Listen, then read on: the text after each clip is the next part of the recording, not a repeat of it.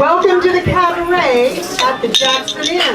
The theme tonight for our cabaret is a timeless one of peace, love, music, borrowed from the 1969 Woodstock rock concert to commemorate the 50th anniversary of the legendary event that gave voice to a generation. I wasn't old enough to go to Woodstock.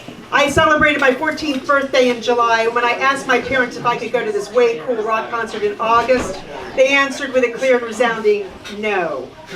But, like many others, I was able to experience Woodstock secondhand by the movie and with the two albums set. So, probably some of you remember the 1960s. Probably everybody. Well, just to do a refresher, the 60s were a decade filled with innovation, discovery, challenges, violence, conflict, and groundbreaking firsts in our country. Television became a mainstay in American households. We watched the first televised presidential debate between John F. Kennedy and Richard M. Nixon. And of course, JFK became the first Catholic president of the United States. On July 20th, 1969, we witnessed Neil Armstrong take his first steps as the first man on the moon. And television entertained us with a diverse lineup of comedy and drama shows, westerns and movies came into our living rooms every week.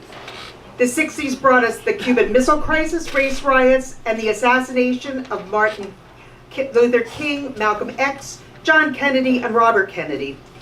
The draft and President Johnson sending troops to fight in Vietnam sparked anti-war protests, and the 60s brought the Beatles to the United States, and their music took the country by storm.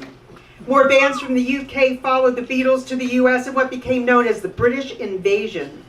Psychedelic drugs became part of our society. Peter Max and his psychedelic art became wildly popular, and Andy Warhol exhibited his Campbell's soup can painting for the first time.